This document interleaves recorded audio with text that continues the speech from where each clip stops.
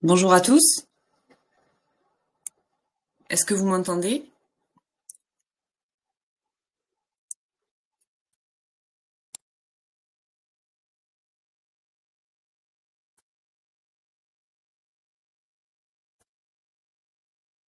Bonjour à tous, est-ce que vous m'entendez?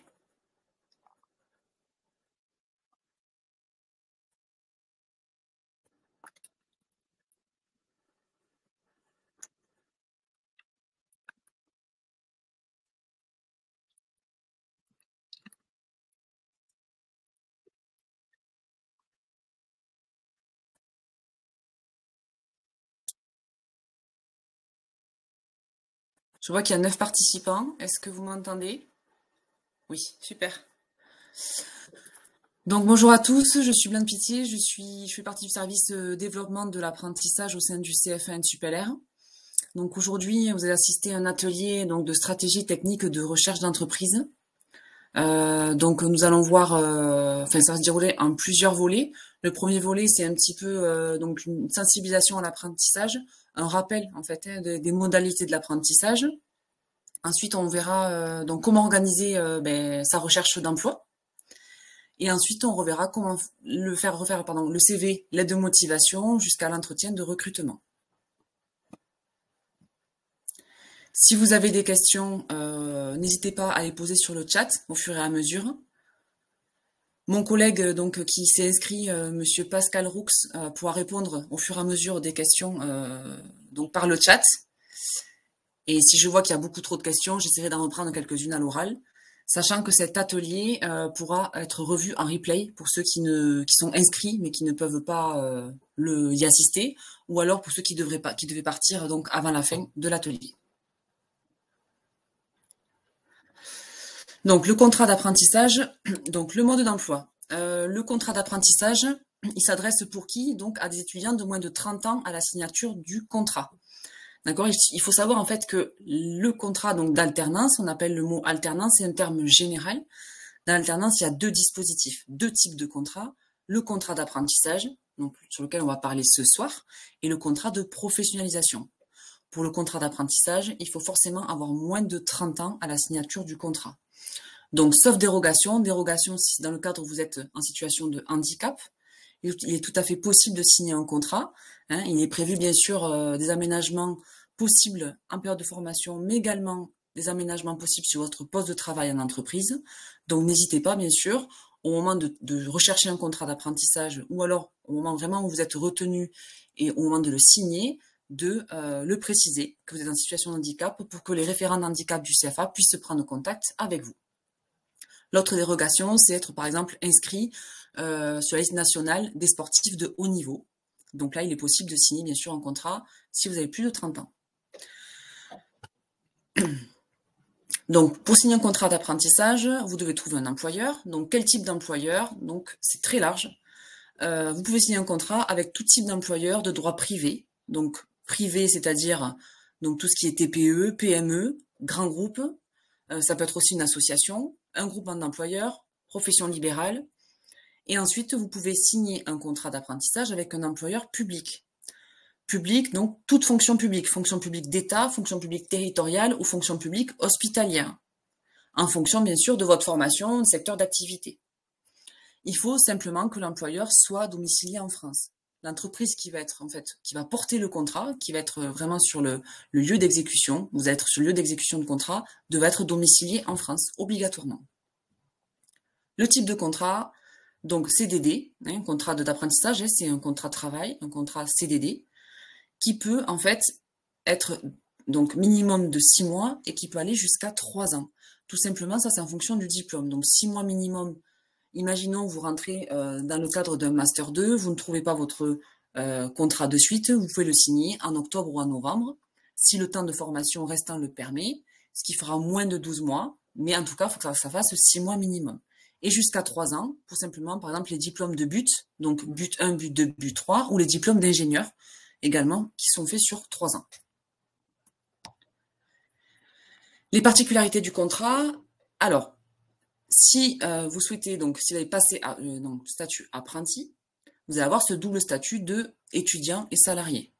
Quand vous serez donc en cours, en formation, vous serez donc étudiant. Vous allez respecter en fait le règlement intérieur de la composante de l'établissement dans lequel vous allez, où les cours sont dispensés. Quand vous serez entreprise, vous serez salarié. Mais il faut savoir en fait que ce statut de salarié va primer sur le statut d'étudiant, puisque votre employeur va vous rémunérer tous les mois de la même façon que vous soyez en entreprise ou en cours. C'est important vraiment dans votre tête de vous dire que vous aurez ce double statut tout le long de votre contrat. Ensuite, le contrat peut être signé 3 mois avant la date de rentrée. Chaque formation a son propre calendrier d'alternance. On verra plusieurs rythmes tout à l'heure. Si la rentrée est en septembre, imaginons le 1er septembre, vous pouvez signer au 1er juin, donc jusqu'à 3 mois avant la date de rentrée. On ne peut pas signer un contrat au-delà de ces 3 mois. On peut signer un contrat jusqu'à 3 mois, 2 mois avant, un mois avant, ou alors se caler aussi sur la date de rentrée et faire donc 12 mois de contrat, 24 mois ou 36 mois de contrat. La durée de travail est de 35 heures par semaine obligatoire. D'accord ? Comme en entreprise, en fait, vous ferez 35 heures, vous devez faire aussi en cours les 35 heures.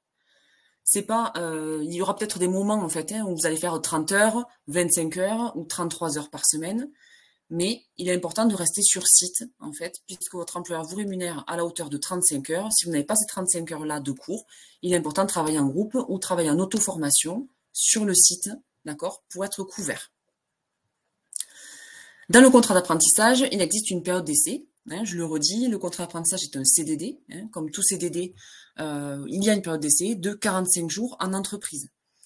Donc, sur le calendrier d'alternance, que dispense le CFA NSUPLR, il y a souvent 2 couleurs. Une couleur qui est en bleu, qui représente la formation, et une couleur qui est en jaune, qui représente l'entreprise. Les 45 jours de période d'essai sont bien sûr en entreprise. Donc, il faudra prendre les 45 jours sur une période d'entreprise, ou tout simplement, si ça ne se passait pas bien au début de ce contrat, ça peut être les missions finalement qui ne sont pas à la hauteur, les missions tout simplement, il n'y a pas assez de missions, il y a trop de missions, ou vous avez simplement un problème avec votre maître d'apprentissage, et bien il est possible de rompre le contrat à l'unilatéral, c'est-à-dire sans justificatif, mais que ça soit donc de votre part ou de la part aussi de l'employeur. Vous aurez droit au congé payé. Comme vous êtes salarié, et que, comme je l'ai expliqué tout à l'heure, le code du travail va primer un petit peu sur le code de l'éducation, donc c'est-à-dire que vous serez salarié avant tout, vous n'allez plus avoir les congés universitaires en tant qu'étudiant, vous allez cotiser des congés payés. Donc tous les mois, en fait, vous allez cotiser, donc 2 jours et demi minimum par mois de congés. Donc après, en fonction de la structure qui va vous embaucher, ça sera peut-être 2 jours et demi, ça sera 3 jours, 4 jours, donc ça dépend de chaque structure, s'il y a une convention collective ou pas. Ces jours de congé-là, vous pourrez donc les poser au fur et à mesure de votre contrat, ou alors vous les faire imposer. Comme en fait tout salarié en fait qui doit négocier ses congés avec un service RH ou dans une petite structure directement avec l'employeur. Vous aurez également droit aux avantages prévus par l'entreprise, donc tout ce qui est mutuel par exemple, ticket restaurant, ça peut être également une participation sur le transport. Voilà, tout ça pareil, c'est en fonction de la convention collective de la structure. Et évidemment, vous préparez le même diplôme qu'un étudiant classique. D'accord ? La finalité, c'est le même diplôme. Simplement, vous êtes encadré. Vous êtes encadré par un tuteur pédagogique en cours. Donc, dès le début du contrat, il y a un tuteur pédagogique qui va vous suivre tout le long de votre contrat, donc sur vraiment les cours. Et vous aurez un maître d'apprentissage qui va vous suivre sur les missions d'entreprise. Vous n'êtes pas tout seul, d'accord, dès le début du contrat, à suivre les missions. Vous êtes bien sûr avec ce tuteur pédagogique et ce maître d'apprentissage. Vous formez un trinôme à part entière tout le long de votre contrat. Ça, c'est important de le garder en tête. Donc là, nous avons mis un type de calendrier. Donc c'est un calendrier type, il n'y a pas donc de couleur spécifique. Donc voilà, sachez que les calendriers, vous pouvez les récupérer normalement sur les sites des différents établissements ou des composantes. Quand vous mettez en fait par exemple sur Google votre diplôme, par exemple but technique de commercialisation à l'IUT de Montpellier, vous allez avoir la fiche de formation et normalement vous aurez droit aussi au visuel du calendrier d'alternance. Si vous ne l'avez pas, n'hésitez pas à vous rapprocher du CFA pour qu'on puisse vous le communiquer. C'est important de candidater avec le calendrier pour que votre employeur puisse savoir un petit peu le rythme d'alternance. Ici, c'était pour vous montrer en fait qu'il y a différents types qui existent. Donc vous voyez, ça peut être une semaine. Et puis en décembre, vous êtes complètement en entreprise. Une semaine. Et puis à partir du mois de mai, juin, juillet, vous êtes complètement en entreprise jusqu'à la fin du contrat.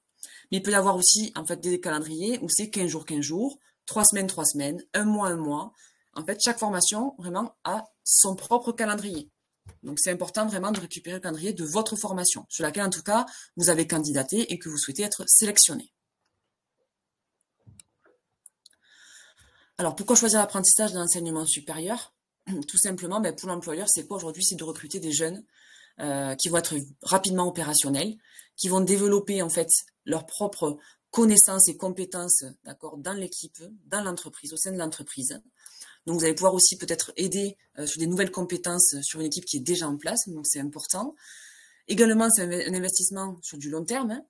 Souvent, les employeurs qui recrutent des apprentis qui vont former pendant 1 an, 2 ans, voire 3 ans, derrière, c'est que forcément, il y ait une embauche, d'accord? C'est peut-être un CDI, c'est peut-être un CDD, mais de ne pas former quelqu'un de suite, puisque vous, en fait, vous serez formé pendant des années. Vous allez intégrer une équipe, on va vous conformer vraiment à une politique d'entreprise. Donc, c'est important derrière de penser quand même à une véritable phase d'embauche. Et également, tout simplement, pour l'employeur, c'est quoi? C'est un allègement de charges sociales et des aides financières. C'est vrai que l'aspect financier rentre en compte dans ce cas-là, puisque il y a des aides aujourd'hui pour les employeurs privés. Il y a une aide de 6 000 €, d'accord, pour toute embauche d'un apprenti, qui est donc valide jusqu'au 31 décembre 2024 pour les contrats d'apprentissage. Donc c'est important, ça, quand vous candidatez, de le mettre en avant. C'est un argument, voilà, pour l'employeur qui est intéressant, et dire également en fait que tout simplement le salaire est allégé par rapport à un salarié normal. Et sachez que voilà, au sein du CFA, donc vous aurez nos contacts à la fin de la présentation.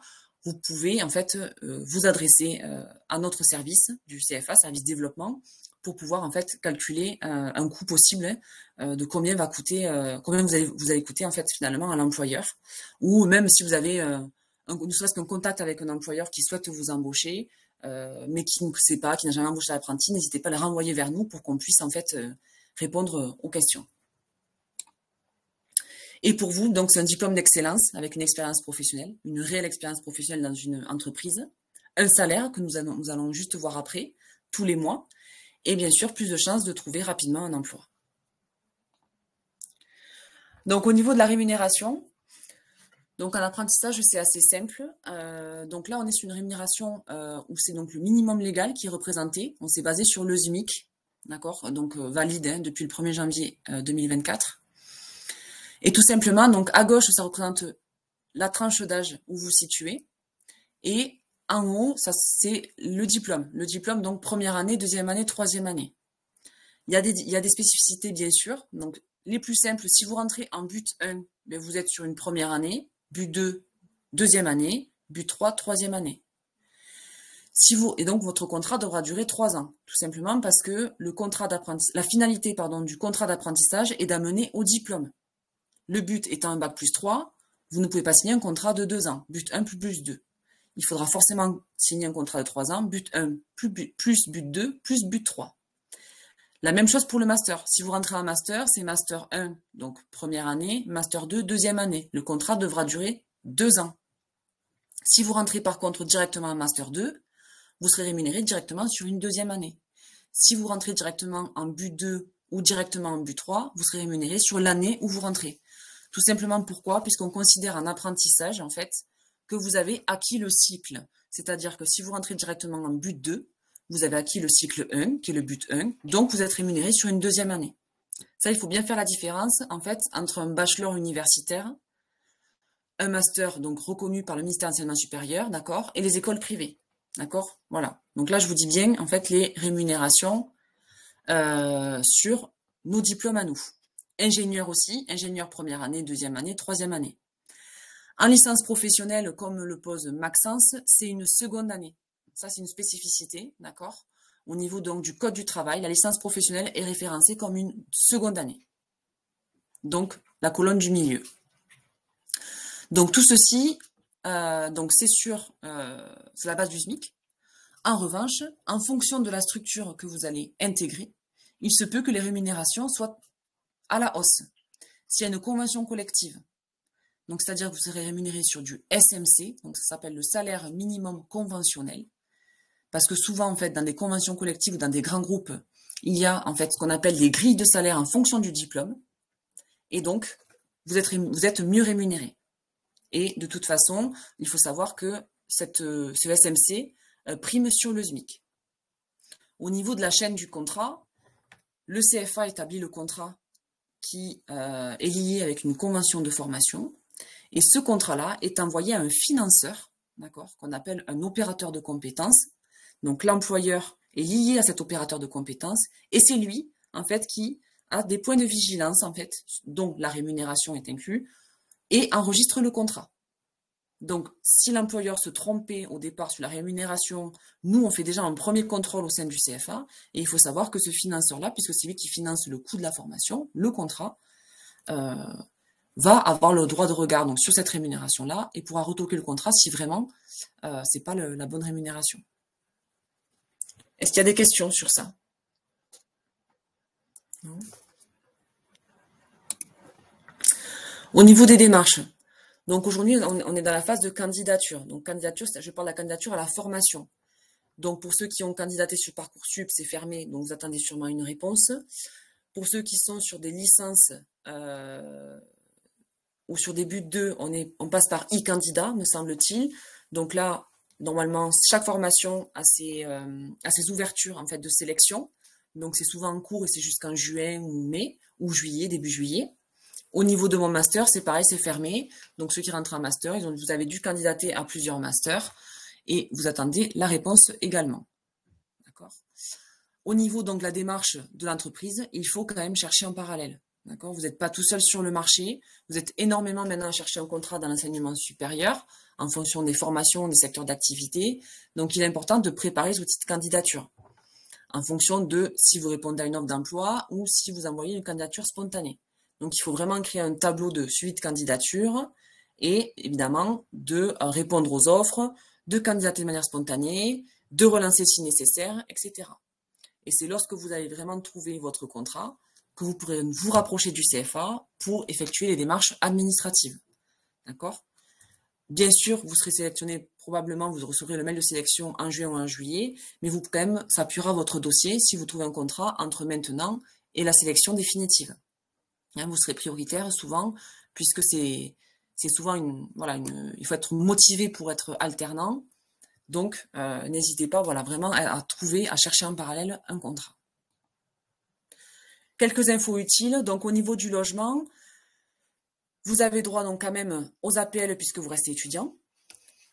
Peut-être la prime d'activité en fonction de votre situation personnelle. Donc ça, il faut vous rapprocher de la CAF directement. L'aide de Mobili Jeunes, c'est dans le cas où vous auriez 2 logements.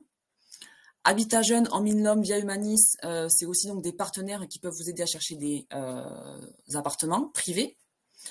Vous avez droit aussi à des réductions sur le transport, donc le transport SNCF, puisque donc en tout cas au niveau de Montpellier, puisque donc c'est le plus gros en fait, au niveau de l'agglomération de Montpellier, c'est là où il y en a quand même beaucoup de contrats et d'entreprises, on va dire, et beaucoup de formations. Les transports sont maintenant gratuits. Et vous avez droit aussi à une aide au permis B, je le précise, de 500 € si vous signez votre contrat d'apprentissage. D'accord? Donc, dès lors que vous avez signé votre contrat d'apprentissage, si vous êtes en train de passer le permis ou si vous voulez passer le permis, il faudra constituer un dossier auprès du CFA et vous aurez probablement droit à ces 500 € qui seront déduits de la facture de l'auto-école.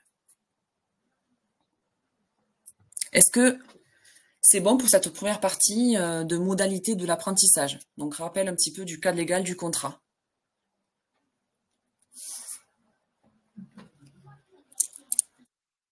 C'est bon pour ça? Ok, donc je continue. Ah, j'attends une petite question. S'il y a une question, n'hésitez pas, hein, on a le temps.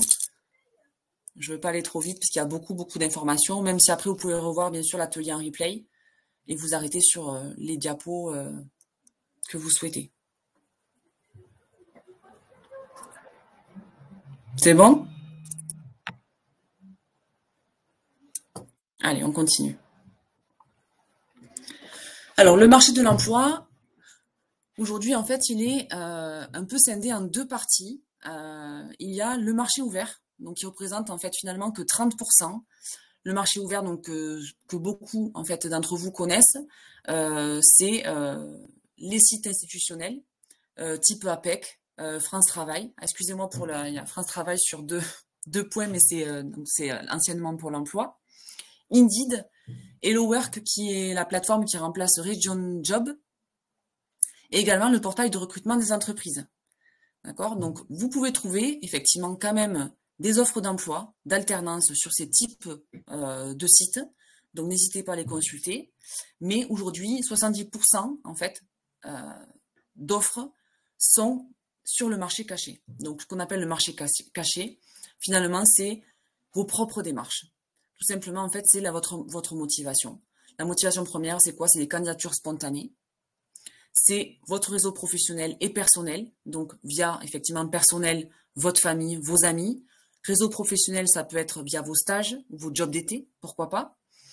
Et également, LinkedIn. Si vous n'avez à ce jour pas de profil LinkedIn, je vous invite à créer une page LinkedIn. D'accord? Il y a des structures. Si vous êtes déjà étudiant, vous connaissez peut-être le SQIP, qui organise des ateliers individuels ou en groupe pour faire votre page LinkedIn. C'est important de vous rapprocher de ces ateliers-là. Après, vous pouvez aussi vous trouver peut-être acteurs institutionnels qui dispensent de petites formations gratuites sur comment créer une page LinkedIn. Il faut profiter de ce LinkedIn, en fait, de ce réseau social pour faire passer votre CV, mais également prendre contact avec des employeurs, d'accord, et créer votre propre réseau. Et vous pourrez vraiment, en fait, trouver, pourquoi pas, un contrat d'apprentissage par ce biais-là. Les candidatures spontanées, ça marche aussi, mais c'est surtout en fonction de votre formation. Ce qui est important sur le marché de l'emploi, dans un premier temps, c'est déjà quand même de essayer de repérer la zone géographique dans laquelle vous voulez rechercher. Le type de structure. Est-ce que vous préférez être plutôt dans une TPE? Est-ce que vous préférez être plutôt dans une start-up, encore plus petit? Est-ce que vous préférez être dans un grand groupe? Tout simplement pourquoi? Parce que vous n'aurez pas les mêmes missions. D'accord? Dans un grand groupe, ça peut être plusieurs missions principales avec des missions transversales. Dans une TPE, vous allez avoir des missions un peu plus réduites, d'accord? Ou peut-être moins polyvalentes.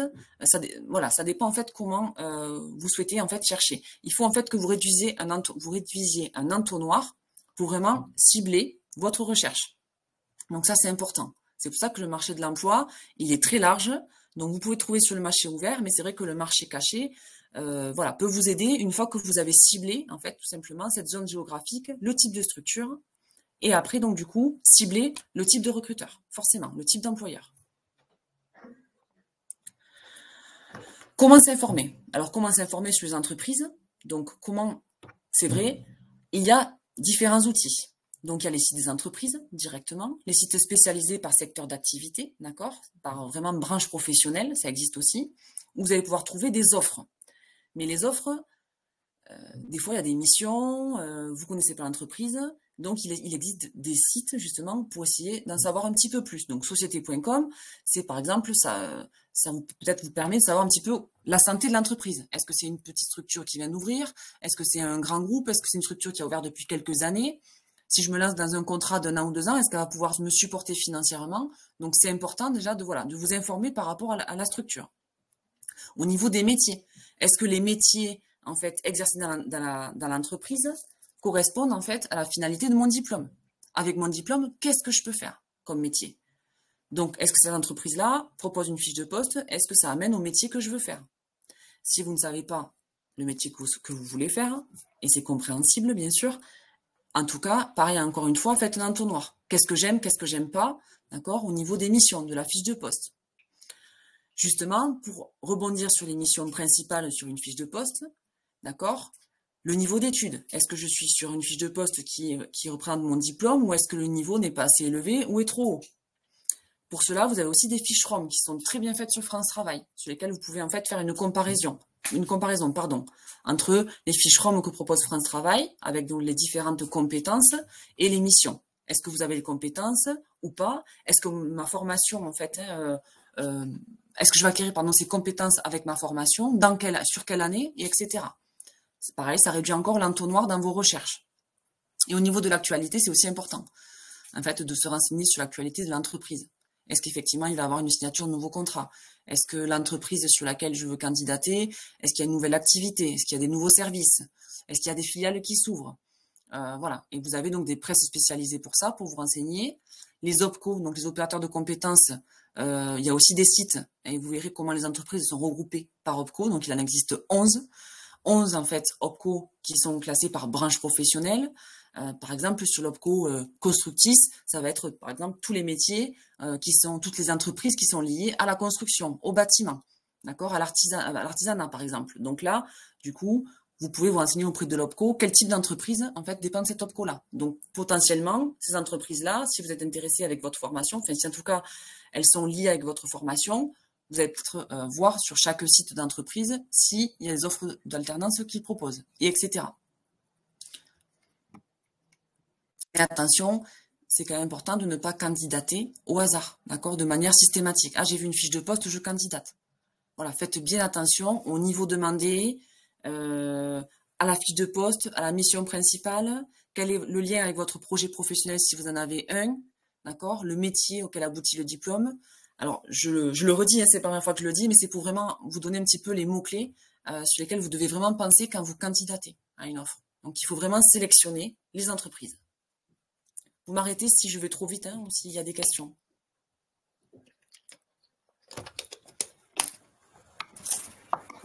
Voilà. En tout cas, voilà, c'est vraiment en fonction de vous, de votre propre situation personnelle. D'accord? Chacun voit midi à sa porte. Préparer les outils. Donc là, on va voir dans un premier temps le CV. Ensuite, on verra la lettre de motivation et on finira par l'entretien de recrutement. Alors, au niveau des objectifs du CV. Donc, pour le candidat, c'est dans un premier temps se présenter professionnellement. D'accord? Un CV doit rester professionnel. Pour l'entreprise, c'est se faire une idée rapidement, du candidat et de ses compétences. Et pour cela, donc, on va voir un petit peu ce qu'on doit mettre en avant. Alors, état civil et coordonnées. Donc, les infos essentielles. Le nom, prénom, date de naissance et âge. Alors, pourquoi l'âge? Parce qu'un recruteur qui va recevoir 100 candidatures ou 150 candidatures par jour, en fait, il ne va pas chaque fois calculer la date de naissance. S'il est né en 1988, alors aujourd'hui on est en 2024, quel âge il a, par exemple. Donc c'est bien de mettre directement son âge, comme ça, en première vue, si l'employeur a décidé de prendre des étudiants entre 20 et 21 ans, en fait, mais sur les 150 candidatures, il va sélectionner déjà que les CV qui ont entre 20 et 21 ans. Donc c'est important de mettre votre nom, prénom, date de naissance, mais également l'âge. La photo, donc elle n'est pas obligatoire, pardon, mais c'est quand même bien de la mettre. Alors c'est surtout toujours pareil, en fonction du secteur d'activité ou de la formation, d'accord. Je comprends qu'il y a des personnes qui veulent pas mettre la photo, hein, bien sûr, mais c'est quand même bien de la mettre. Mais surtout, vous mettez une photo professionnelle, d'accord. Ne mettez pas une photo, donc un selfie comme on peut le voir souvent. Ou une photo avec un verre de grenadine par exemple, ou alors une photo où par exemple vous revenez de sport, vous avez fait du tennis avec la raquette à la main. Ça, c'est pas possible, on peut pas le voir, d'accord? Ensuite, l'adresse postale. Donc l'adresse postale, c'est important. Alors c'est vrai qu'il y en a qui, par exemple, aujourd'hui n'habitent pas à Montpellier, par exemple, ou à Perpignan, si vous cherchez une formation à Perpignan, ou à Nîmes, d'accord? Parce que vous êtes domicilié quelque part en France. Mais vous pouvez mettre tout simplement l'adresse de vos parents, d'accord, sur laquelle vous êtes domicilié, parce que vous cherchez votre entreprise, d'accord, autour de l'adresse de vos parents. Et du coup, les cours se feront à Nîmes et vous prendrez un autre logement. Ça, c'est pas grave, mais c'est bien de mettre l'adresse postale. Parce que dans l'autre sens, si effectivement vous habitez sur Montpellier et que vous cherchez sur Montpellier, ou dans l'Hérault, d'accord, c'est pour l'employeur, il pourra se dire, ah ben, il est sûrement véhiculé, donc voilà. Ou alors, il est pas loin de l'entreprise, ah ben, il peut venir à pied, il peut venir en vélo, ah ben lui, je vais peut-être le recevoir en entretien. Le mail, donc le mail doit aussi rester institutionnel, d'accord. On a déjà vu, hein, alors ça peut vous faire rire derrière votre écran, mais le titidu34@gmail.com, ça c'est pas possible non plus. Hein. C'est important de mettre prénom, point nom, ou alors vos initiales, hein, l'initiale de votre prénom, point votre nom, @gmail.com ou @outlook.com. Hein, après, voilà. Mais restez sur un email institutionnel, ou même celui si vous êtes déjà étudiant, l'adresse institutionnelle de l'université. Etu. Voilà, c'est très bien aussi. Et votre téléphone, puisque bien sûr, en général, quand vous candidatez et qu'un employeur souhaite vous rencontrer, il vous appelle. à part peut-être dans les grands groupes où peut-être vous avez un premier mail pour vous spécifier un premier entretien parce qu'il y en a peut-être plusieurs. Mais en tout cas, en général, on vous appelle et si vous ne répondez pas, on vous laisse un message. Donc, faites attention à la messagerie du téléphone. D'accord? Parce que c'est pareil, il faut qu'elle soit... vous êtes en pleine recherche de contrat, donc pendant quelques mois, refaites votre messagerie vraiment de manière professionnelle, institutionnelle. Les informations inutiles, la situation familiale. La situation familiale, l'employeur n'a pas à savoir si vous êtes marié, il n'a pas à savoir si vous avez des enfants ou d'autres contraintes, d'accord? Ça, c'est votre situation personnelle qui ne doit pas être divulguée. Donc, votre CV doit comporter un titre. Donc ça, c'est vrai que c'est important parce que c'est pareil. D'un premier coup d'œil, en fait, un employeur peut voir, en fait, à travers le titre, si il peut retenir votre CV ou pas. Donc, ça peut être effectivement le poste recherché.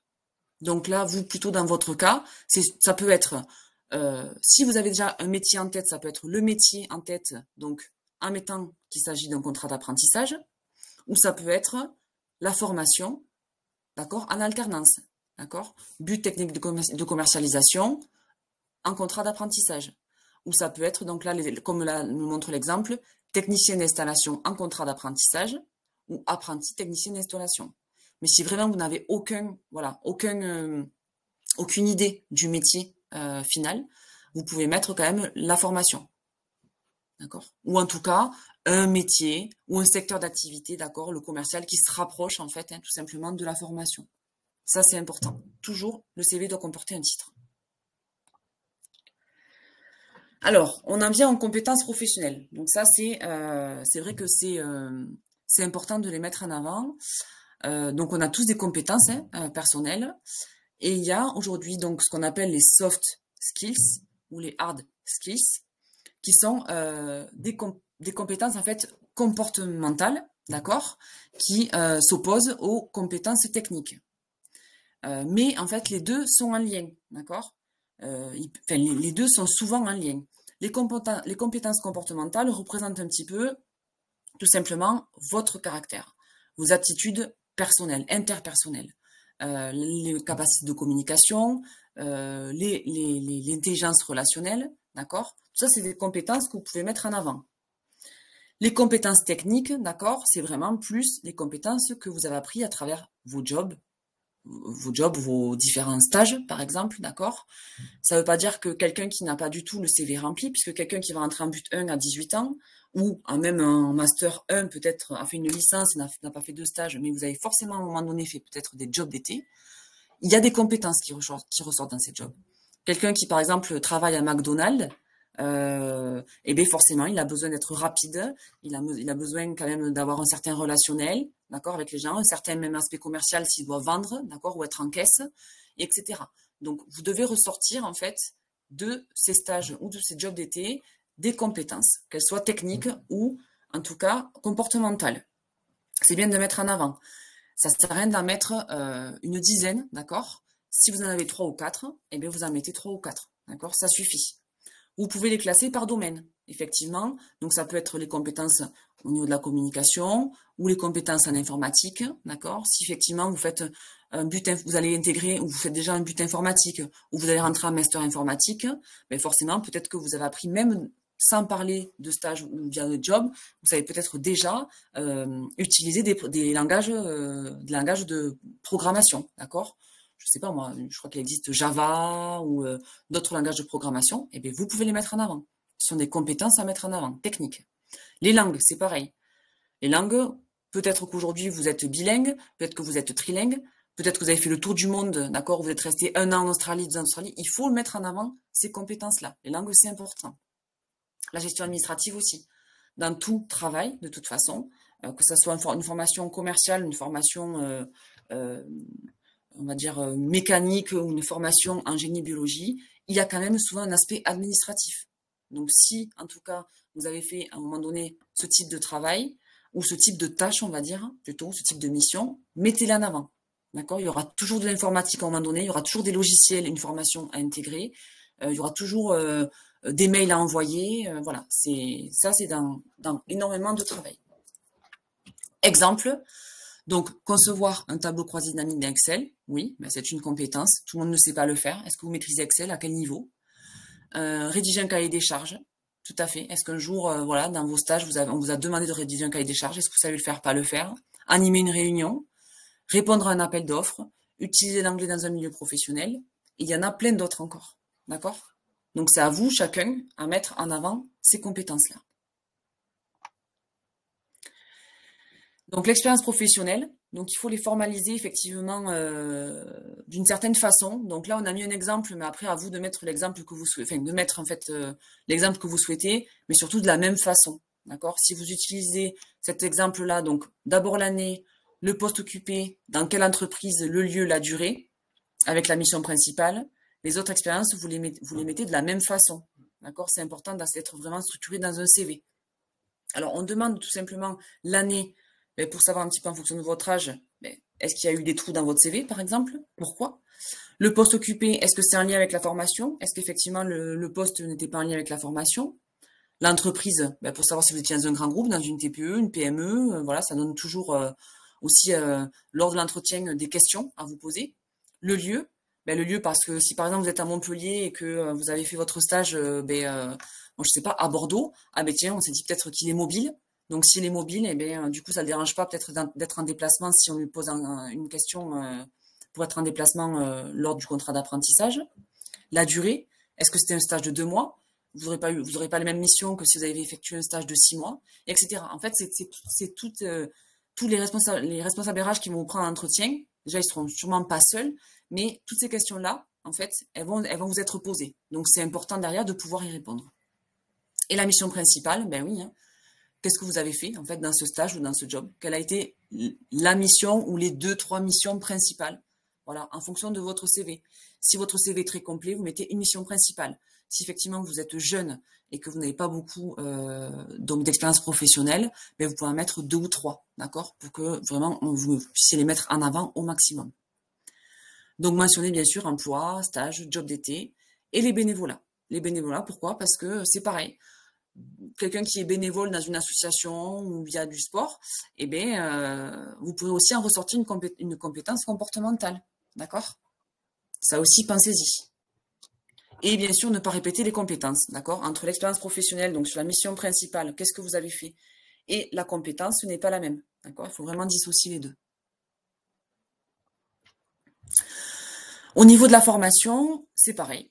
Voilà, donc année, diplôme, établissement, lieu, d'accord? C'est important de mettre pareil, toujours de la même façon. La mention, c'est pas obligatoire. Obtenu ou en cours.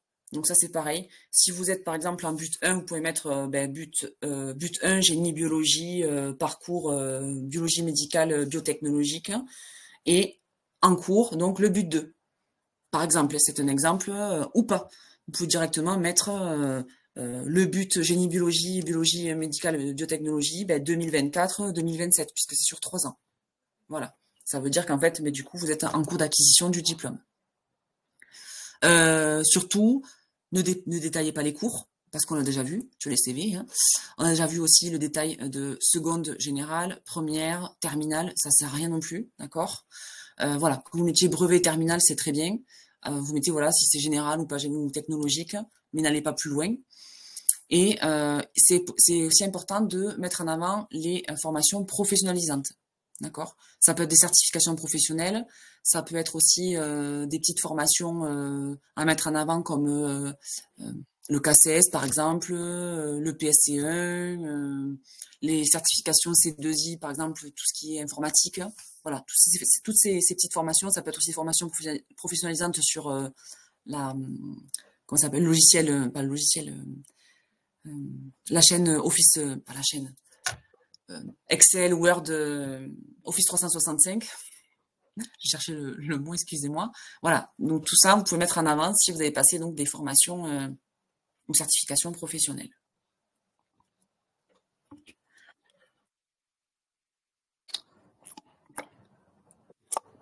Au niveau des formations complémentaires ou les centres d'intérêt, d'accord, c'est pareil.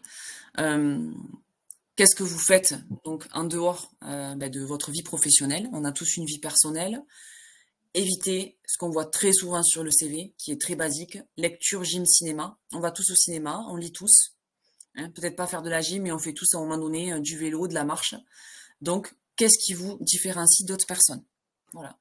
Si vous faites de la course à pied, effectivement, c'est bien de mettre semi-marathon de Montpellier. Si vous faites du rugby, vous faites du rugby où? Peut-être depuis quand? Depuis 10 ans, depuis 5 ans, d'accord? Pareil pour le cinéma. Ok, peut-être que vous êtes très cinéphile. Qu'est-ce que vous regardez comme type de film? Si vous faites de la photo, ne mettez pas que photo. Qu'est-ce que vous aimez prendre la photo, dans la photo? Qu'est-ce qui vous intéresse? Est-ce que vous avez, je sais pas moi, depuis quand vous faites de la photo? Est-ce que c'est les oiseaux? Est-ce que c'est les voyages? Est-ce que c'est les paysages? En fait, c'est important parce qu'en fait, c'est pareil. La personne qui va lire votre CV va pouvoir dire, ah ben, si par exemple il fait du rugby depuis 10 ans, ben, c'est quelqu'un qui a l'esprit d'équipe, c'est quelqu'un qui aime le contact avec les gens, qui est aussi compétiteur. Donc, on peut ressortir aussi une compétence comportementale, d'accord, de ces types de succès d'intérêt, de ces informations complémentaires. Donc, voilà, essayez de bien spécifier quelles sont vos passions, quelles sont vos activités extra-professionnelles, extrascolaires. Est-ce que ça va au niveau du CV? Oui. Voilà, deux types d'exemples de CV. Donc, le CV classique, voilà, et le CV élaboré. Alors, c'est vraiment deux exemples, hein, on ne demande pas à ce que les CV soient comme ça. Le CV classique, bon voilà, il est quand même assez bien structuré. Il y a une photo ou pas. Il y a quand même, vous voyez un petit peu, un petit texte. Bon, c'est pas nécessaire, ça peut faire un peu trop. Ça dépend après, voilà, du niveau en fait, tout simplement, de votre diplôme. Euh, mais bon, voilà, on peut partir sur un entre-deux en fonction de votre diplôme. Celui de droite peut être effectivement sur un profil plutôt informatique ou un profil communicant, parce qu'il va vraiment mettre en avant son profil professionnel, ses compétences. Voilà, on voit qu'il y a du travail derrière, un peu de communication.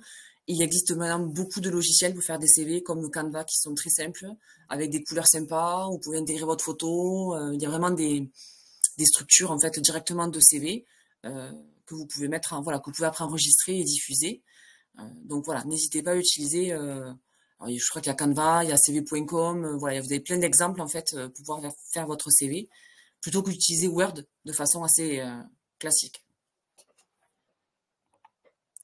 Donc en résumé, votre CV doit être personnalisé, clair, lisible par le recruteur, adapté au poste et au métier, d'accord? Et bien sûr sur une page au maximum, d'accord? Parce que je rappelle qu'un recruteur va recevoir des centaines de candidatures par jour, surtout sur une période entre avril et juillet, août même, d'accord? On est vraiment sur une période où là, voilà, vraiment ça commence.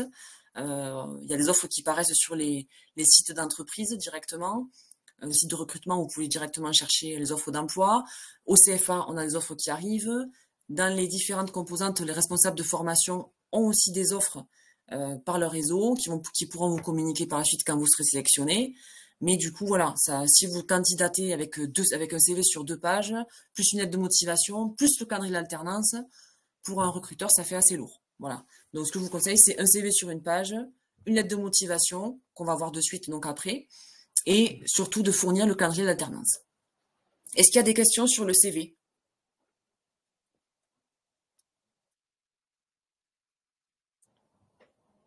Ok. Donc, préparer les outils efficaces, donc la lettre de motivation. Donc, les objectifs de la lettre de motivation, mais pour le candidat, c'est se positionner par rapport au poste et obtenir un entretien. Et pour l'entreprise, c'est comprendre les motivations du candidat, bien sûr, et se faire un avis de son expression écrite, d'accord? De la vôtre, de votre expression écrite. Donc, c'est important une lettre de motivation, d'accord? Faut pas qu'elle soit trop longue, faut pas qu'elle soit trop courte. Bonjour Leonardo, Pascal va vous répondre à cette question. C'est mon collègue qui est au sein du CFA et qui répond aux questions au fur et à mesure. Alors, au niveau de la lettre de motivation, il y a bien sûr un en-tête et une introduction, d'accord? Une lettre de motivation, elle reprend en fait les coordonnées du CV, le nom, le prénom, l'adresse postale, le numéro de téléphone et l'email, C'est important, en fait, hein, tout simplement, qu'il y ait l'email, parce que du coup, si l'employeur n'a pas le CV sous les yeux, il pourra retrouver votre email ou votre numéro de téléphone pour vous appeler rapidement. Et bien sûr, à qui s'adresse la lettre de motivation. C'est pour ça qu'en fait, je reprends un petit peu tout à l'heure l'organisation en fait de votre recherche d'emploi. Si vous envoyez une candidature spontanée, il faut vous renseigner sur l'entreprise. D'accord? Donc c'est bien d'adresser votre lettre de motivation avec le nom et le prénom de la personne en fait à qui vous vous adressez, au destinataire. Si vous répondez à une offre d'emploi, d'accord, que vous recevez par mail, d'accord, je ne parle pas des offres d'emploi qui sont directement sur le site d'entreprise, sur l'encart offre de recrutement, où vous devez postuler à cette offre sur Internet. Je parle vraiment des offres que vous recevez par mail. Vous avez forcément des coordonnées d'une personne.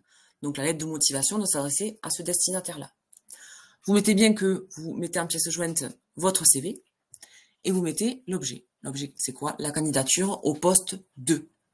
Sachez que toute offre d'emploi proposée, offre d'emploi donc d'alternance ou en tout cas proposée, que ce soit sur les sites internet ou que ce soit par mail, il y a toujours en fait un métier en tout cas derrière. D'accord? On l'a vu, technicien de laboratoire en alternance, chargé de mission qualité en alternance. D'accord? Donc vous reprenez l'objet de la fiche de poste. Parce que si c'est un gros employeur et qu'aujourd'hui il doit recruter, comme par exemple l'employeur Urbasolar qui ont 13 offres d'emploi en alternance, vous comprenez bien qu'il y a ou un numéro d'offre ou il y a forcément un objet de candidature. Donc, c'est important de le mettre en avant. Au niveau d'introduction, pardon, en fait, c'est juste important de mettre une petite phrase sur voilà, votre proposition de candidature pour le poste 2. Voilà, vous mettez juste une première phrase. Je suis actuellement en recherche d'un contrat d'apprentissage et je souhaite vous proposer ma candidature pour le poste de chargé de mission de qualité en alternance. Et ensuite, vous passez à l'argumentation. D'accord? Vous n'avez pas besoin de faire tout un speech sur vous. Simplement pourquoi? Parce que l'argumentation va vous permettre déjà, en fait, de dire « Ok, j'ai fait des recherches sur l'entreprise. » Donc, vous mettez en avant l'entreprise. Vous faites un lien avec votre propre projet, en fait, sans répéter votre CV, votre projet professionnel, pourquoi cette formation, pourquoi vous avez choisi, en fait, cette entreprise-là. Et ensuite, vous faites le lien à la fin sur les deux. Donc, la première, les informations relatives à l'entreprise, d'accord? Vous avez fait votre recherche, d'accord? Comme on l'a vu tout à l'heure sur la recherche d'informations. Qu'est-ce que j'ai fait? Est-ce que j'ai pris une fiche ROM pour la fiche de poste avec l'émission? Est-ce que j'ai regardé les fiches clés de l'entreprise? Est-ce que je suis allé sur société.com pour regarder l'état de santé ou trier la branche professionnelle par le code NAF? Bon, voilà, il faut un petit peu rentrer vraiment dans des termes techniques et de faire vraiment une réelle recherche d'entreprise. Donc, c'est important de mettre en avant un petit peu l'entreprise.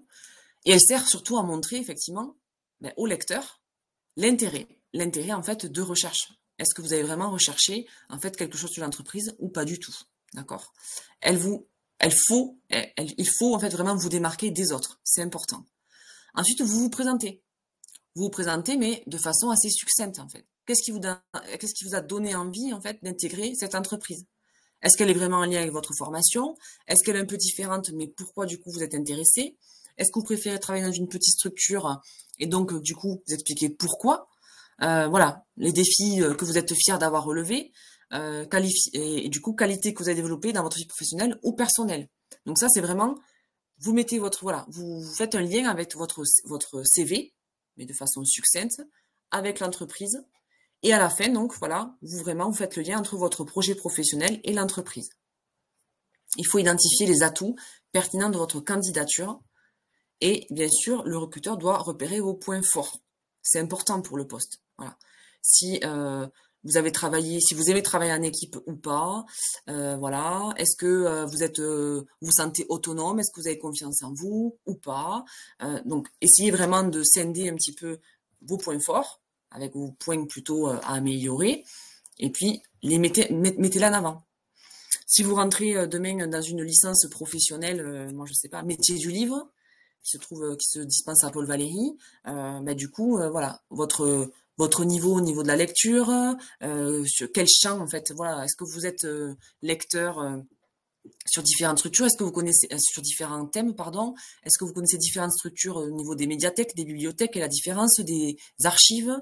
Voilà, donc l'entreprise que vous allez choisir dépend en fait de votre propre intérêt. Donc forcément, vous allez mettre en lien vos compétences ici sur l'aide de motivation et vous allez faire un lien sur votre projet professionnel. Si vous êtes dans cette licence-là, quel est votre projet final? Est-ce que vous voulez même intégrer le master en continuité derrière? Pour être quoi? À la finalité comme métier. Voilà. En fait, c'est plein de questions que vous devez vous poser au fur et à mesure. Et vous pourrez du coup construire votre lettre de motivation. Attention, personnalisez votre lettre de motivation à chaque fois.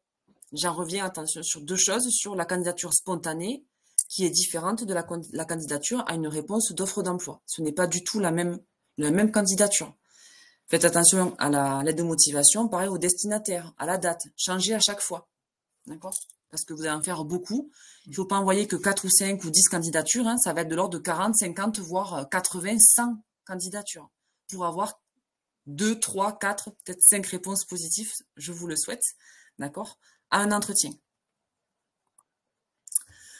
Et bien sûr, il y a une proposition de rendez-vous, d'accord? Le but, en fait, cette lettre, c'est quoi? C'est de décrocher un rendez-vous. Donc, il faut le suggérer. Mais restez, pareil, assez sobre, d'accord? Dans vos exemples, en fait, de politesse et de proposition de rendez-vous, je serai heureux de vous donner plus de détails lors d'un prochain entretien, d'accord? N'allez pas plus loin sur simplement votre demande, d'accord? La formule de politesse, elle est obligatoire dans une lettre de motivation. Elle reprend le titre du début. Donc, si vous avez mis que madame, hein, vous remettez madame. Si vous dites madame, monsieur, vous mettez madame, monsieur. Mais ne vous trompez pas, vous avez mis monsieur là-haut, ne mettez pas madame en bas.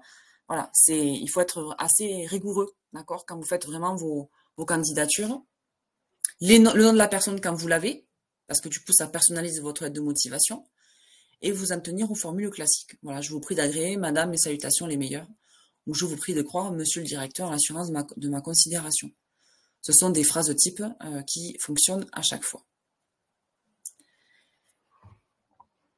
En résumé, donc la lettre de motivation, elle doit être positive, elle doit être tonique, centrée sur l'entreprise, c'est important, adaptée et surtout personnelle. D'accord? Elle doit vraiment se distinguer d'autres lettres de motivation.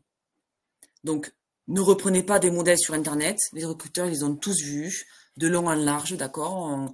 On en reçoit aussi encore.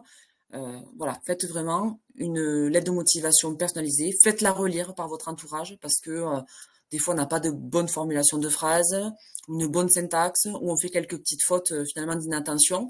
Hein, mais voilà, c'est important d'avoir une lettre de motivation qui soit simple et personnelle. Voilà, qui soit vraiment après en raccord avec votre CV, bien sûr.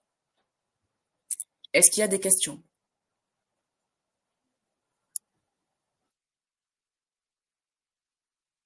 Alors, on finit avec l'entretien d'embauche. Alors, pour le candidat, c'est bien sûr que vous allez prouver, bien sûr, que vous êtes le candidat idéal, mais également valider votre propre intérêt pour le poste. Et pour l'employeur, c'est cerner qui vous êtes, vos savoir-faire, projet professionnel, et savoir si, bien sûr, vous êtes celui qui correspond au mieux au profil que l'employeur recherche. Alors, il y a différents types d'entretiens. L'entretien individuel, l'entretien collectif, l'entretien à la chaîne et les mises en situation. Ces entretiens-là, en fait, c'est en fonction de votre diplôme, d'accord? Plus le diplôme va être élevé, plus on va vous demander, ou plus l'entretien peut être long, d'accord? L'individuel, bon, c'est un entretien assez classique, d'accord? Vous êtes seul. Vous allez avoir peut-être 1, 2, 3 personnes. Donc, c'est vrai que souvent, il peut y avoir votre futur maître d'apprentissage, par exemple, et une personne des ressources humaines, par exemple, pour appeler le cadre de la fiche de poste. Donc, ça va être peut-être les congés, le salaire, voilà, puis vous même peut-être répondre à vos questions plutôt d'ordre RH. Et le maître d'apprentissage, on va être plus sur des questions techniques. Il peut y avoir également une troisième personne qui peut être le directeur. Ça en fonction de la structure. Collectif, en général, c'est quand même plus rare. On va passer un entretien avec différentes personnes, mais il peut y avoir en fait différents types d'entretiens, c'est-à-dire un premier entretien avec plusieurs personnes, ça peut être un test écrit, et ensuite cet entretien se réduit avec 2 personnes, et à la fin vous serez sur un entretien individuel. Enchaîne plusieurs entretiens à la suite, donc ça c'est pareil. Ça dépend, peut-être ça sera un premier entretien avec une première personne et un deuxième entretien avec une autre personne de la même structure. Et une mise en situation, ça c'est pareil, ça dépend après de la grandeur de la structure ou du niveau du diplôme. On peut vous demander sur un diplôme de niveau ingénieur ou master, peut-être une mise en situation, puisqu'on estime que vous avez déjà peut-être de l'expérience à travers déjà un apprentissage que vous avez effectué ou de différents stages, de faire une petite mise en situation sur telle mission, voilà, comment vous feriez pour ci ou pour telle chose technique. Voilà, ça peut être possible. Et ils peuvent se dérouler bien sûr par téléphone, en visio ou en présence physique. Alors, se dérouler par téléphone, c'est quand même plutôt rare. En visio, depuis le Covid, vous savez qu'il y a beaucoup plus de visio, donc ça peut éviter effectivement de vous déplacer. Ou alors, c'est souvent dans le cas aussi où, par exemple, votre formation est à distance, en EAD qu'on appelle. Et donc, du coup, votre employeur est, par exemple, dans la région parisienne, vous êtes à Montpellier, donc au lieu de vous faire déplacer pour un entretien, on fait l'entretien en visio, c'est possible. Ou en présence physique. Et la plupart du temps, c'est quand même en présence physique. Donc, c'est important de préparer son entretien. Donc, une fois que vous avez fait votre CV, lettre de motivation, vous êtes retenu à l'entretien. Et il faut essayer, en fait, de vous préparer avant l'entretien. Donc, pour cela, il faut essayer de vous rappeler et de surtout d'imprimer la fiche mission. Vous avez candidaté déjà pourquoi? Quelle entreprise? Quel type de mission? Donc ça c'est important, comme ça en fait on peut vous replonger donc sur le type de structure, le nombre de salariés, est-ce qu'il y a des filiales, est-ce qu'il y a qu'un secteur d'activité, est-ce qu'il y en a plusieurs, est-ce qu'il y a plusieurs services, voilà, ça peut être vraiment tout type de questions et en tout cas il faut que vous essayez d'avoir le maximum de réponses parce qu'on peut vous poser des questions sur qu'est-ce que Sanofi. Hein, tout simplement, Sanofi, il faut savoir un petit peu répondre. Est-ce que c'est un grand groupe? Est-ce qu'il y a des filiales? Où est le siège? Combien il y a de salariés? Qu'est-ce qu'ils font dans Sanofi? Bon voilà. Est-ce qu'ils font que du laboratoire? Peut-être pas. Est-ce qu'il y a en fait il y a des services de communication? Est-ce qu'il y a des services RH dans Sanofi? On ne sait pas. Moi je sais pas. Donc du coup c'est à vous vraiment de chercher en fait le maximum de choses sur l'entreprise. Si c'est possible, de vous renseigner sur votre interlocuteur. D'accord? Fonction, mission. C'est pas tout le temps possible, mais des fois c'est possible si c'est peut-être souvent une petite structure. Connaître le poste proposé et les missions. Donc là, ce que je vous dis, vous revoyez le poste sur lequel vous avez candidaté. D'accord? S'il y a des missions transversales ou des missions même que vous ne comprenez pas, notez-les, parce que si on vous pose la question, vous avez le droit de dire en entretien, mais il y a une des missions sur la fiche de poste en fait que j'ai pas compris. Voilà, vaut mieux dire les choses plutôt que du coup de dire n'importe quoi le jour de l'entretien. Et souvent, on va vous demander en fait de vous présenter. Voilà, donc c'est à vous en fait. Hein, vous pouvez vous enregistrer, même avec une caméra, voilà, pour voir un petit peu votre posture. C'est important, voilà, de sourire, d'être le moins stressé possible, et donc de vous présenter de 2-3 minutes très succinctement, qui retrace un petit peu votre parcours et mettre en avant votre projet professionnel. Donc tout simplement, c'est vous répétez votre CV. Mais voilà, assez succinctement. Donc vous mettez vraiment l'appui sur quelques points forts, quelques compétences, le diplôme que vous cherchez, quel bac vous avez eu, le diplôme que vous êtes en train de passer, pardon, voilà, quel bac, voilà, et quels sont vos centres d'intérêt. Vous pouvez tout simplement vous présenter en 2-3 minutes. Ensuite, souvent les questions, on est encore sur le système des questions, qualité-défaut. Pourquoi? Que feriez-vous si? On a tous des qualités, on a tous des défauts. Donc, à vous de mettre en avant vos propres qualités. Et si le mot défaut, en fait, fait un petit peu peur, parce qu'on se dit, si je dis vraiment ce défaut, est-ce que l'employeur va m'accepter? Eh bien, vous pouvez dire, en fait, simplement, moi, je dirais que j'ai des qualités, mais au niveau de mes défauts, je dirais plutôt que j'ai des points améliorés. Voilà. Ces points améliorés, je trouve que c'est vrai que c'est mieux que de parler de défauts, parce que on a tous des défauts qui soient plus ou moins dominants, mais des points améliorés, ça veut dire que vous êtes prêt vraiment à vous remettre en question et à faire des efforts. Voilà, ça peut être un problème d'organisation dans votre travail ou sur votre bureau, ça peut être, voilà, on en a tous différents. Donc voilà, essayez vraiment de cibler aujourd'hui quelles sont vos qualités, vos points améliorés, et pourquoi vous. Et ouais, pourquoi vous et pourquoi pas un autre en fait.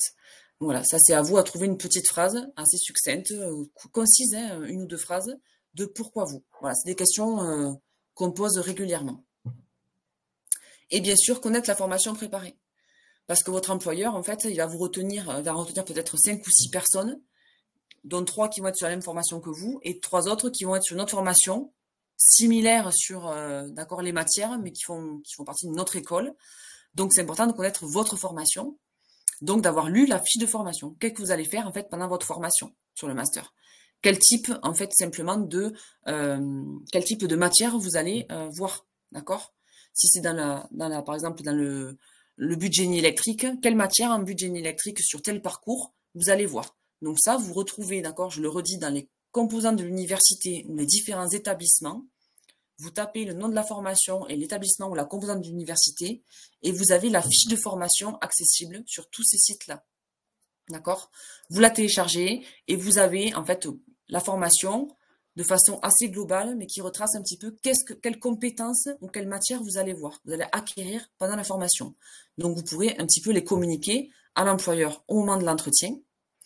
Les informations sur le contrat d'apprentissage, d'accord?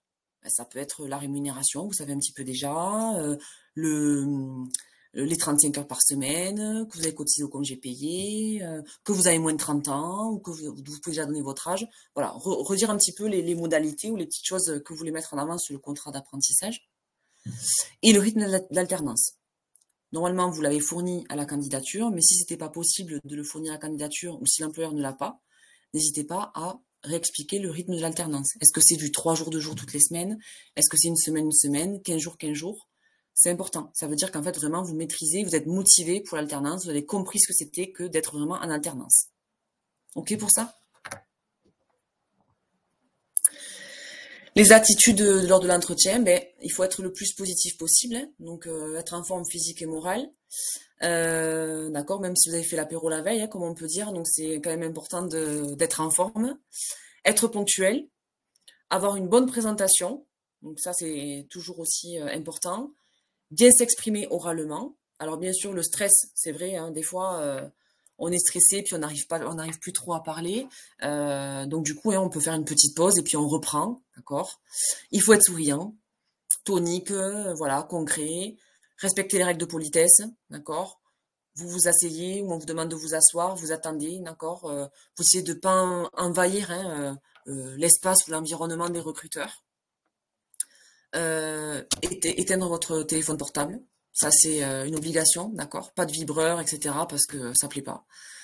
Vous pouvez prendre des notes, bien sûr, poser des questions, je l'ai dit aussi tout à l'heure, et se préparer à être mobile. Voilà. On peut vous poser la question, est-ce que vous êtes mobile? Donc ça peut être, est-ce que vous avez le permis? Oui, non. Donc ceux qui ont le permis, du coup, on pourra peut-être vous demander des déplacements, même en vous prêtant une voiture de fonction. Ceux qui n'ont pas le permis, ne mentez pas, vous dites oui, moi je peux être mobile, mais malheureusement j'ai pas le permis. Donc si une personne, je peux être en binôme avec quelqu'un, il n'y a pas de souci pour ça. Et sinon, je suis en train de passer le permis. Dès que je l'aurai, bien sûr, je peux me rendre mobile pour aller sur un lieu ou sur une usine ou sur une filiale du groupe sans problème. Les attitudes négatives, donc, c'est être trop anxieux, une position fermée, d'accord. Donc, quand on parle, on essaye d'être assez droit, hein, assez ouvert, et pas du coup recroquevillé sur sa chaise. Être dans l'autre sens, trop décontracté. J'arrive, hein, je suis très sûre de moi, j'ai confiance plus qu'en moi, donc ça plaît pas du tout aux recruteurs. Et parler à tort à travers, surtout et n'importe quoi. Donc ça, c'est souvent le stress, malheureusement. On peut rater sa présentation parce qu'on est stressé, on n'arrive plus à répondre aux questions, on perd ses moyens. Voilà, c'est pour ça qu'il faut réviser. Et que je vous conseille en fait de vous filmer pendant un entretien, même avec une personne de votre famille ou une amie ou un ami en fait, qui peut faire un petit peu un jeu de rôle pour vous poser des questions de type vos qualités, vos défauts, présentez-vous, voilà. Et l'entretien doit durer 20 minutes, 25 minutes, une demi-heure maximum s'il y a beaucoup de questions, autant d'un côté que de l'autre. Mais voilà. Est-ce qu'il y a des questions? En conclusion, voilà, personnalisez votre candidature, je l'ai dit, hein, plus d'une fois. Toujours relancer. Hein, alors relancer, c'est vraiment quand je vous ai dit de créer le tableau de candidature. Voilà, si vous avez 50 candidatures sur le tableau, mettez bien les dates à laquelle vous avez envoyé vos CV et relancez au bout de 15 jours, au bout de 3 semaines. Voilà. Si vous l'avez envoyé par courrier, si vous l'avez par mail, est-ce que vous êtes sinon présenté physiquement? Si vous cherchez par exemple un magasin dans le centre-ville, 15 jours, 3 semaines après, vous revenez dans le magasin. Est-ce que vous avez eu le temps de consulter mon CV? Je suis toujours intéressée à la recherche d'un contrat d'apprentissage. Il ne faut pas hésiter, vous n'êtes pas seul. D'accord? Donc c'est vraiment important le suivi de candidature. Voilà, au niveau des contacts, je veux juste vous rappeler que vous avez énormément d'informations sur notre site internet www.nsuplr.fr. D'accord? Vous avez une partie apprenti, une partie employeur. Vous avez dans les téléchargements des fiches thématiques, des guides qui peuvent vous permettre en fait vraiment de revoir un petit peu les modalités de l'apprentissage, le cadre légal, la rémunération. D'accord? Ces guides-là peuvent vous permettre d'être, voilà, c'est aussi détaillé ce que je viens de vous dire sur l'atelier, voire même plus. Il y a une foire aux questions aussi également, qui est un petit peu triée par thème, sur les généralités de l'apprentissage, comment comment être recruté par un employeur, des informations aussi sur les personnes en situation de handicap si vous êtes concerné. Voilà, donc n'hésitez pas à chercher l'information sur le site internet, il y a énormément d'informations. Et donc le pôle développement de l'apprentissage, et on est vraiment un pôle pour de l'information et des renseignements à donner aux employeurs, d'accord? Donc je l'ai dit en début d'atelier, mais je le répète, si vraiment vous avez un employeur qui vous pose des questions sur le financement du contrat, sur j'ai jamais embauché d'apprenti, comment je peux faire, quelles sont mes démarches à moi, n'hésitez pas à les renvoyer vers le service développement de l'apprentissage. Vous avez notre adresse générique en bas, donc cfa-nsupr-da@umontpellier.fr. Voilà. Donc chaque personne pourra répondre à cette adresse à vos questions. Et puis voilà, renseignez-vous sur vraiment les formations, les calendriers dans les différentes composantes de l'université ou les établissements voilà, partenaires du CFA NSUPLR.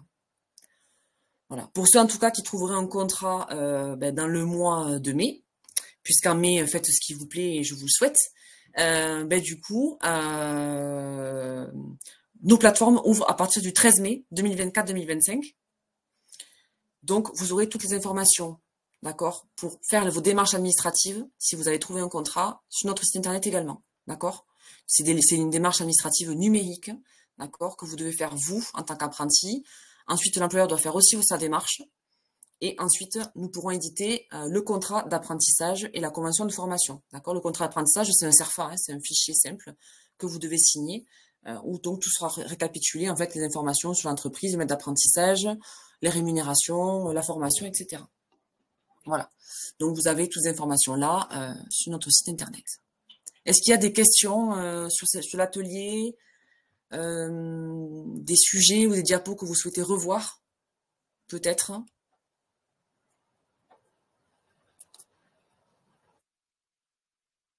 C'est que j'ai été très claire alors. Après voilà, donc de toute façon, vous allez, une fois que j'ai fini, que l'atelier va se finir, vous pourrez revoir tout cet atelier en replay. Donc n'hésitez pas à vous arrêter vraiment sur la diapo qui vous intéresse, ou prendre des notes sur ce que j'ai dit. Voilà. En tout cas, je vous remercie. Merci à tous pour ce moment partagé. Et puis, je vous souhaite bon courage dans vos recherches, bonne continuation. À bientôt.